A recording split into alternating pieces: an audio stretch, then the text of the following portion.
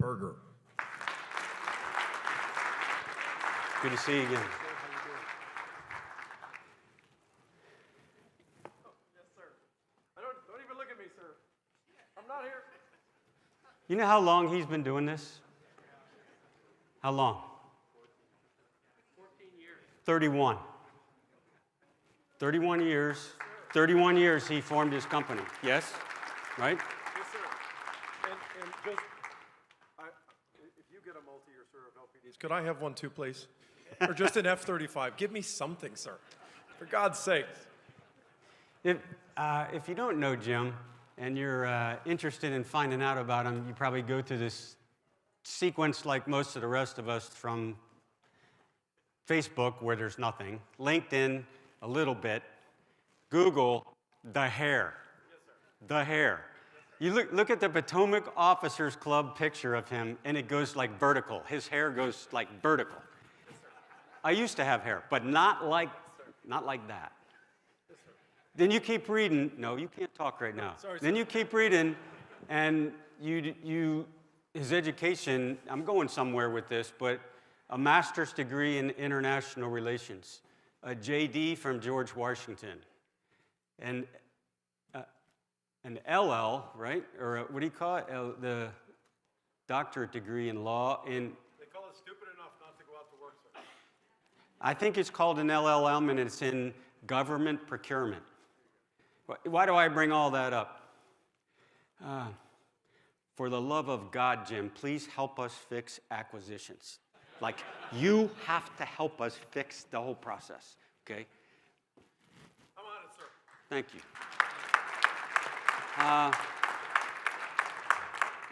There was no introduction. That was awesome. And if you ever get Jim's emails, it's the opposite, right? You can read on forever and ever and ever. So thank you for the brevity of the introduction, sir. This is like rehearsal for testimony, if you haven't figured that out. Because he's the only one in the entire room, just like in testimony, that's not going to throw you softballs, real easy ones. But thank you. It's also different when you go right behind your boss, the Secretary of the Navy. It's like kind of studying for a test when you already have the answer sheet, because I got to listen to the answers. I'm going to talk to you about the Marine Corps, because I think that's what you expect from me today. But I'm going to probably take a different direction than you're expecting. And I'm going to tell you actually about a mistake I made. When I was the Deputy Commandant for Combat Development and Integration, before I became Commandant, I learned I was nominated for the role. You're humbled, you're overwhelmed, all that kind of stuff, but you're ready to get to work. So General Neller, before me, clearly said that the Marine Corps was not organized, wasn't trained, wasn't equipped for the future, for what the 2018 National Defense Strategy laid out. So what I did, I knew that also, and I gathered a dozen colonels and one really bright general officer and went to work on the future. And I looked out 10 years. The guidance I gave them was a decade out, which has remained my horizon every day in the job for 4 years now. I believe that's my best function for the Marine Corps, is keep my horizon out 10 years. But I didn't want to go too far where it was kind of squishy. So then we came up with Force Design 2030, what the Marine Corps might look like 10 years out. But that was my mistake. We named it 2030 like it was a year and everything would have to wait until then and then would be done in 2030. That's the impression it left. Like we were going to invent some kind of different force. None of that is true, of course. Force design for the Marine Corps, for all the services, modernization is happening now, and it never ends. In the Marine Corps, it's reality today. The capabilities that the combatant commanders need around the world, they have them now, and they'll get more of them. It's not waiting until 2030, and we won't stop in 2030. My horizon today, walking in here this afternoon, is 2033. Our modernization is continuous. And it's not linear, it's more like the Moore's Law curve. And I think we have to get comfortable with operating on that curve, not a line. We can only continue on that curve. The only chance we have of maintaining that pace is with your help. We could not be where we are in 2023 without you. So I'm going to take this opportunity, which is my last on this stage as your commandant, to say thank you. Thank you to Congress. Thank you to the civilian leadership, from the Secretary of the Navy to the Secretary of Defense, for their trust, for their patience, for their guidance, for the resources we need to modernize. People in here, thank you to the industrial base. From the top, from the CEOs that I've gotten to know over the past 5 years, but perhaps more consequentially, more impactfully, the workers, the welders and the pipe fitters and the electricians and everybody else who builds our stuff. They are making modernization a reality. Thank you to the media. Why? Thank you for asking the really hard questions, which we should be able to answer. And you've challenged us for us to ask better questions. We are not modernizing alone. In my view, this is all sort of an ecosystem of modernization. And the past 3 or 4 years, I think, only scratched the surface of what we could do together. I think the Marine Corps, basically, at the speed we are moving, is a proof of concept for the rest of the Department of Defense. It is also a message to our competitors that we can accelerate and we can maintain that momentum. And I think it's a very powerful symbol, as the Secretary mentioned, to our allies and partners, that we are absolutely 100% committed to being ready for whatever comes in the future, but we are not done yet. There's still a lot of room for improvement. Our industrial base, amazing, particularly over the past few years. And I'm going to paint this in a different light than what perhaps some people are articulating. If you've paid any attention over the past 2.5, 3 years, if someone has during this pandemic, the shipyards, the factories, everywhere where we produce things, they kept going. They didn't take a knee, they didn't stop. You all did not stop. All the reports about labor shortages and stay-home people and supply chain problems, and you all those obstacles you all worked through. I'm incredibly proud of that. Had no idea this nation had that capacity, but you made it happen. Right now, just like every day, you have representatives, you have engineers and technicians out with Marines getting end user evals so that you can turn it around and make that platform better. That's amazing. That feedback fed back into the system is amazing. And if you're fortunate like me to get to go to 29 Palms and overseas to Japan and Hawaii and on the East Coast down to North Carolina, and you see all of this happening, it's Marines and people from industry figuring stuff out at speed. That's partnership. I don't think any other country can iterate like we could, like we can. The Marine Corps took a different approach than we have in the past. We did not create an experimental unit. Our laboratory is the world. Our experimental force is the Marine Corps, is the fleet. And I think that has allowed us to learn practical lessons faster. But for as much as the industrial base does to support the Marine Corps, I think we have to support them also. We can't complain and say that things aren't moving fast enough if we don't give you the predictable, the forecastable, the plannable horizons out there. It's unrealistic for us to expect that. If we aren't giving industry partners some kind of certainty, some kind of predictability, they need to maintain the expertise, the workforce that they have. Why should we be surprised? We have to be very clear about the capabilities we need. And we have to seriously reevaluate our acquisition process, because the pace of change is right now radically different from the pace of the Pentagon. They are moving in two different directions.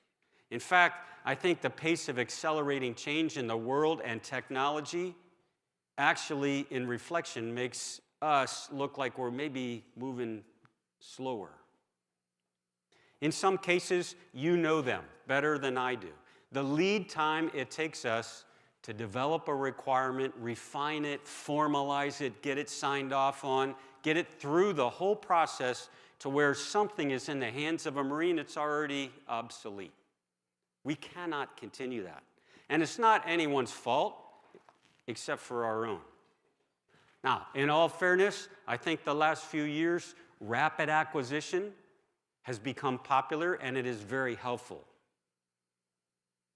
It's not going to be enough to keep up with some of our toughest competitors, because the nature and the capability, I think, of our competitors, as you've heard from other people, CQ Brown and others, I agree, we all think the same. This is a once-in-a-generational time frame, a window.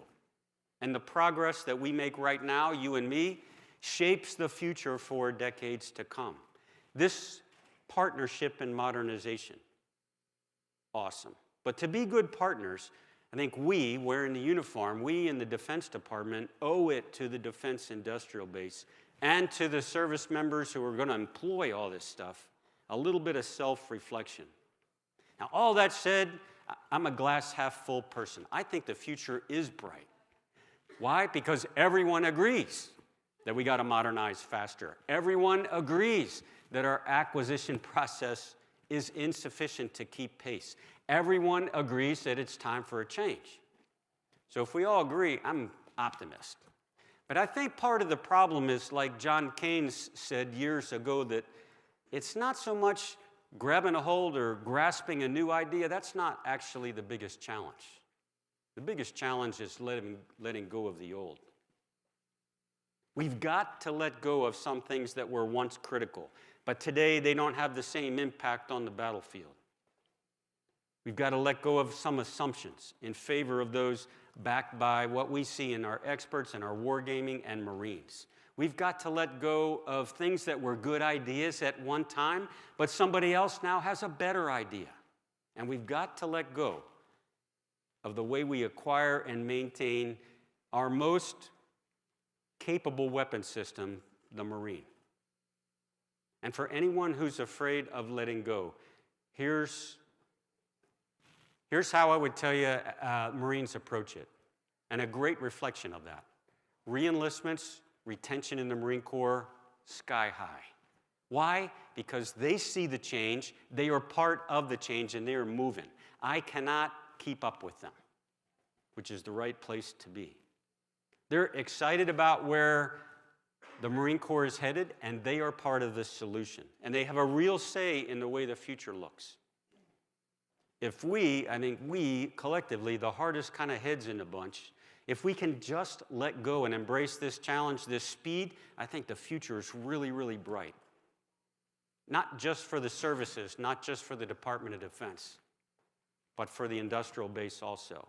And I'll wrap up by taking us back to where I started, and then we'll see what questions are on your mind. Thank you.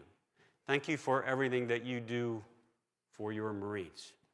We would not be where we are today without your partnership. And I'm very grateful for that. And Jim, I'll turn it back over to you for whatever questions you might have. I'd love to hear them. Yes, sir.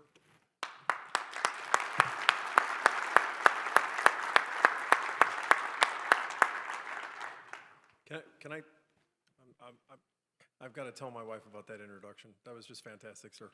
If you can re-record that afterwards in the hall. I'm going to put the picture of your hair up there, Yes, though, sir. next time. Yes, sir. I'm joining you rapidly, sir. Don't you worry.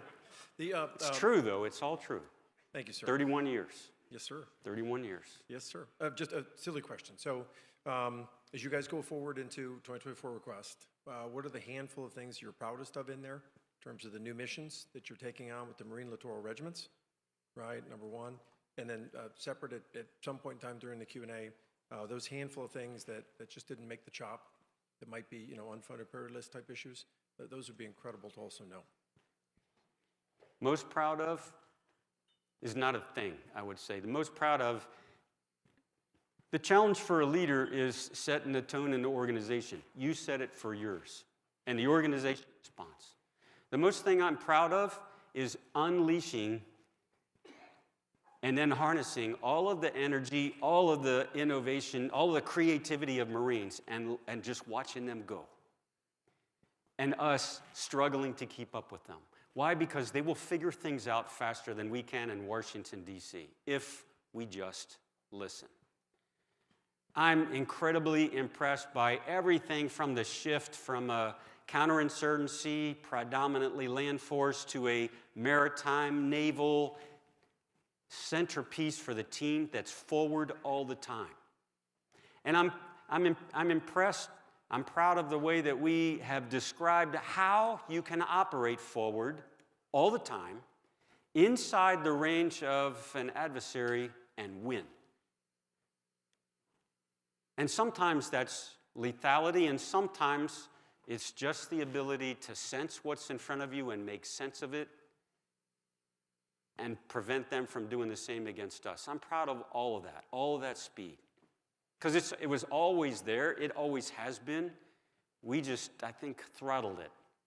It's like a horse with the wrong bit in your mouth, just held it back. Unleashed, it's amazing to watch. I don't have any regrets. I literally don't have any regrets. None. I think Congress has been very good to the Marine Corps in the past 4 or 5 years. I am eternally grateful, the Marine Corps is, to General Neller for 4 years of rebuilding our readiness. Because we couldn't modernize if he hadn't done that. Thank God he put that as his #1 priority coming out of Afghanistan and rebuilt the Marine Corps' readiness. And he knew we had to launch from there. He just set us up so well. I have no regrets, none. We're headed in the right direction as long as we keep listening. We'll be in good shape. What's on your mind? It was a big lunch, sir. No, it wasn't a big lunch. I don't see any chocolate chip cookies on the tables. I mean, You General Commandant, you actually challenged the group incredibly well. I'm going to point out someone in the audience that I worked with in the past, Mike Brogan, in fielding the MRAPs. There was a sense of urgency at that time, fielding 28,000 vehicles in 4 years. yes. And everybody aligned for that. We have to carry that same sense of urgency, I believe, to Congress, so they don't always tell us you cannot do something. That was the biggest impediment I had when I was doing both research and engineering and acquisition, is making sure Congress bought into what we were doing. I would love to tape your words and carry those to Congress so that they understand we have urgency, and right now the gap between Congress and the department is slowing us down. That's just my reaction to your talk. Any reaction? But I can't, fair enough, Al, but I don't think it's fair to blame Congress here. This is we're all part of the team. We share our own part of that, Absolutely, for sure. yeah. But I agree, they have to stay focused with us. There's a sense of urgency. We can't study this for 2 years and then figure out what path we're going to be on. Right. We have got to move now. I absolutely Have to, agree. yeah, I agree. And we have to structure things to get stuff out so that people Yeah. can play with it and determine what works. I applaud what you have done. Sir, one question. Mike Brogan, would you please stand up so we can thank you properly? Where are you?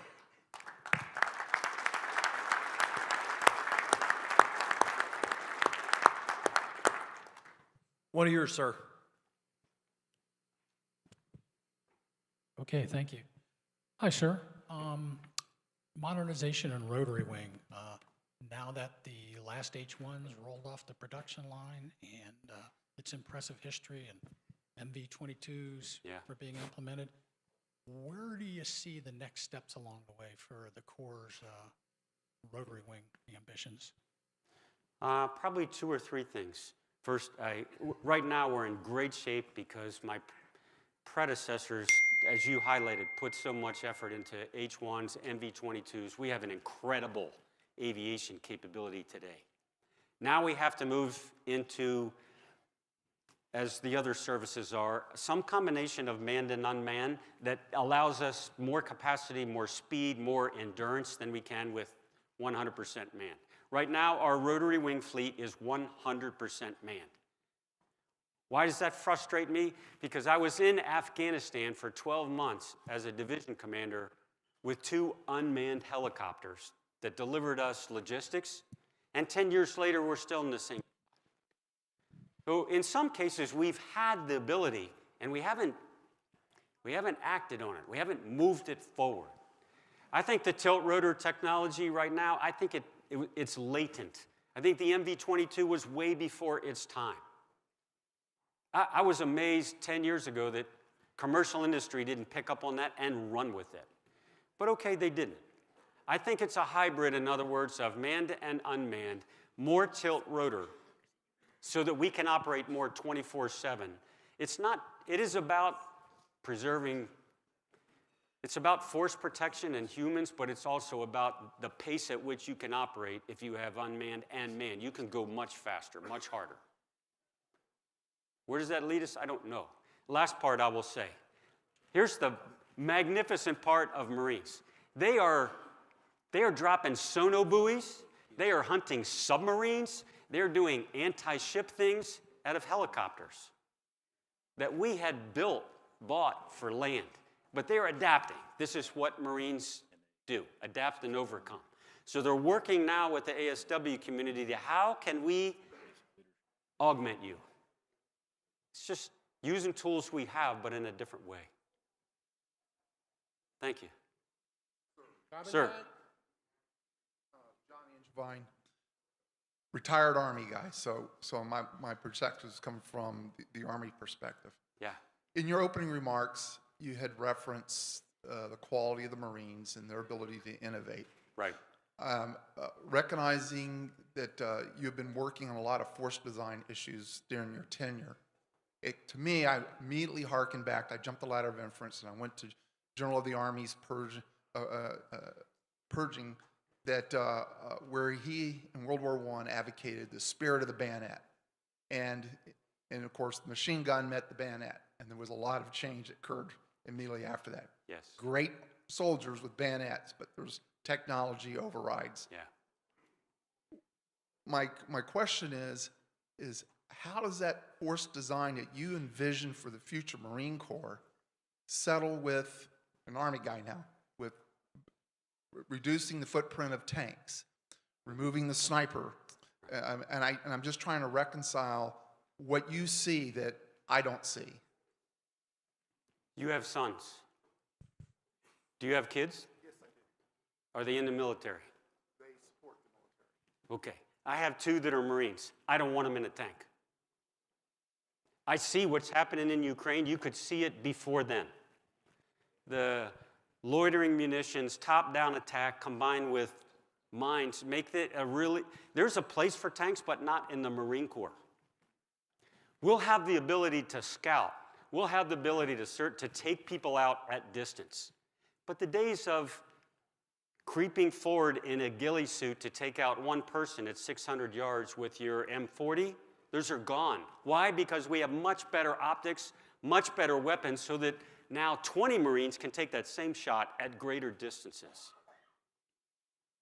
Life moves on. I love sniper. I'm a reconnaissance guy. I love tanks. Fought with them in Desert Storm. It's not where we need to go. We're not creating the Marine Corps for what we did well in the past. We're setting Marines up for what they have to do in the future. I'm informed by 42 years. I don't let go of that. But I'm not building a Marine Corps for the platoon commander that I was. I'm building it for 5, 10 years out. They're very capable this afternoon, but we got to be ready in the future. I'm glad the Army has tanks. They don't fit what the Marine Corps has to do for this nation in the future. Commandant, I got someone over in the backside. Sir. Just slumming back there. Hi, sir. Jason Dupuy with Draper Labs. I was a former 51 Alpha in the Army, infantry officer before that, enlisted. And in acquisitions in the Army, we do our basic time, and then we're acquisitions the rest of the time. Yeah. Air Force, you can start out, that's your whole career. In the Marine Corps, the model of you do your time in acquisitions in MARSOC, you go back, you do your operational time, and you keep coming back. And so there's a speed of relevance. And I learned about it when I was working as a 51 Alpha at MDA. And with expeditionary power, Marines pioneered the use of solar power and 6-tango lithium ferrous phosphate as a the only battery you can bring on a ship without discharging.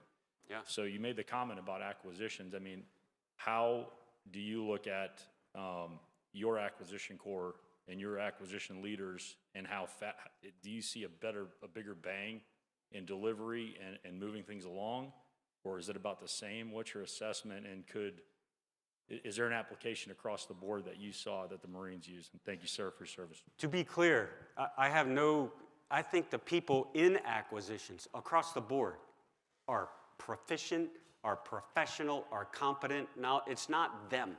It's the structure, the environment, it's the construct that we have. It doesn't match the velocity of change, the velocity of technological development. It's not a match for that. It's built for incremental, a ship or a plane that you might field 10 years from now. All the way on the other end of the spectrum is software, and it's one size fits all. We have to adapt that system. The people are good. The process is what we have to adjust. They're professionals. But you know better, you probably know better than most of the rest of the people. We put all of that in place because we were all over the map 30 years ago and we professionalized acquisition, which we should have done. That was a good thing. But the process now is hamstringing it. They want to go faster, unable to. Probably not touching on what you're Sure. Hi, sir. On the other side, Megan Eckstein with Defense News.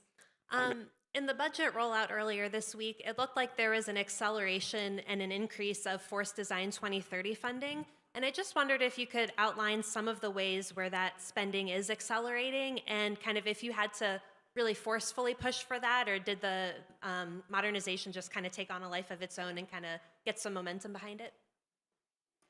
Well, if I said I didn't have to push hard, then I wouldn't have a job. So, of course, I pushed a little bit. What is it going to buy? First of all, Megan, I think we approached 5 years ago, we approached budgets in a long-term, take the long approach kind of campaign of budgets, not 1 year at a time.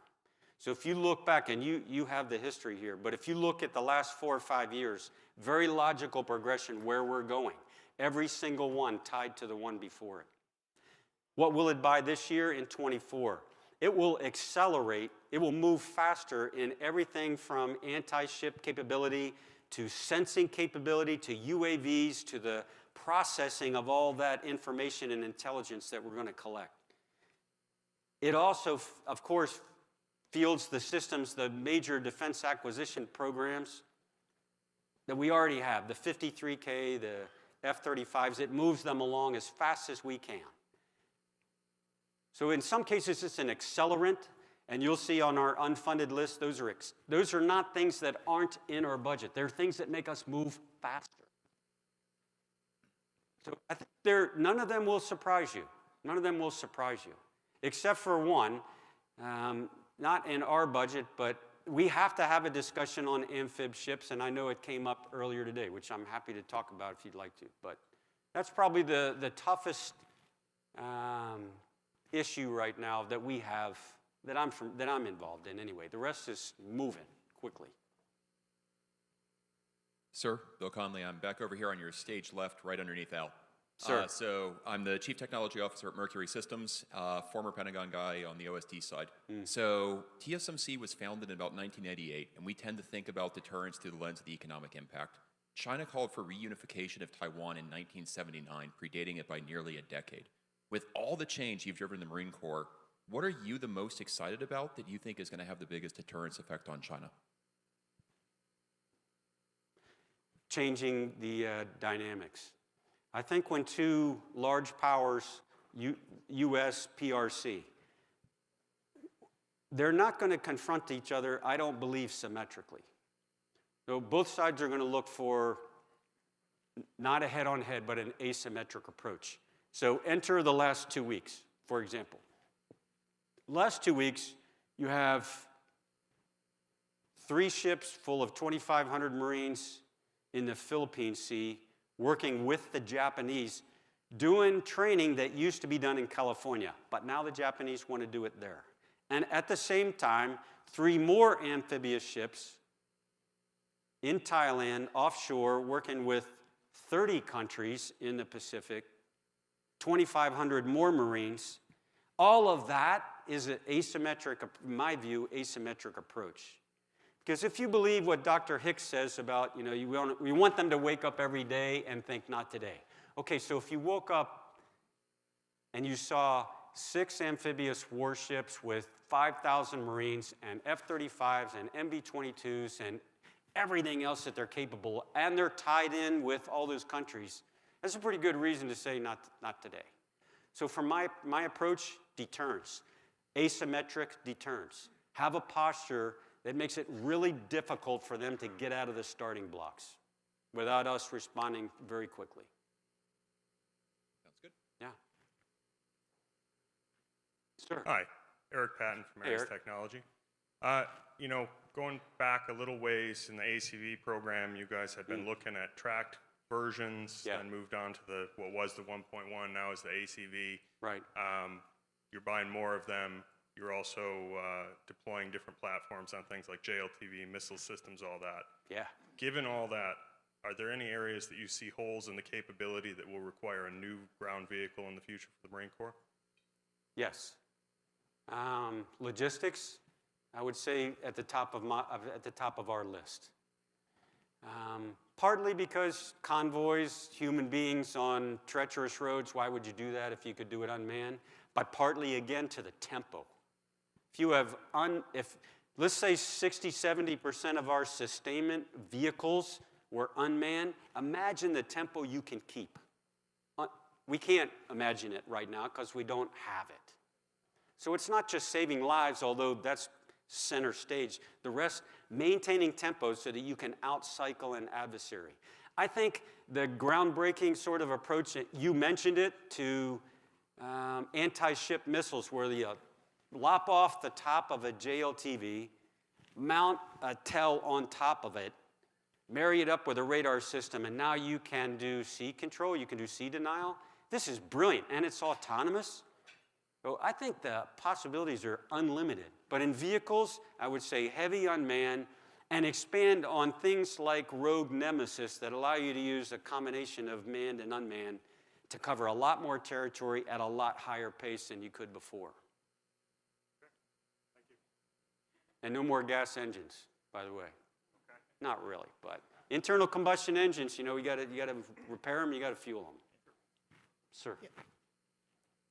I know you're going to knock me off the stage when it's time, so I'm just going to wait till you tackle me, sir. You complimented me, I can't.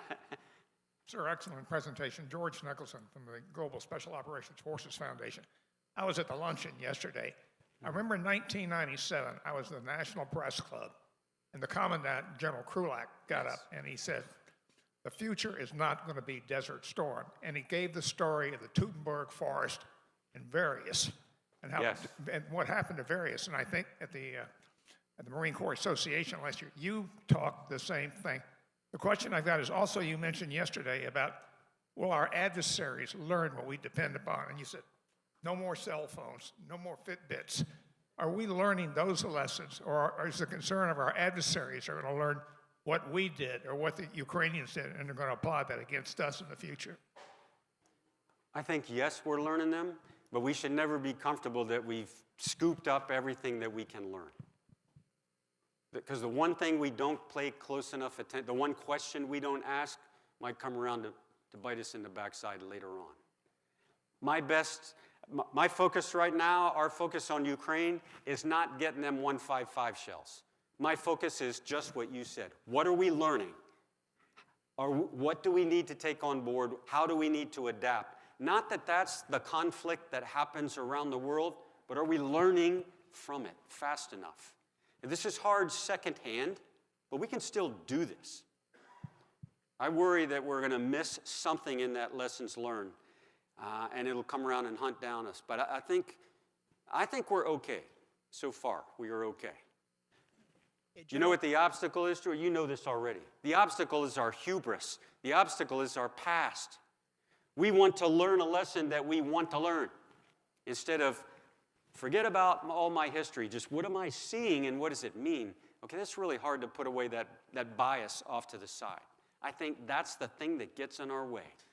We're humans. Should be more like sponges and just, what is it? What does it mean? John, I've got a quick question. Tony Capacity with Bloomberg News.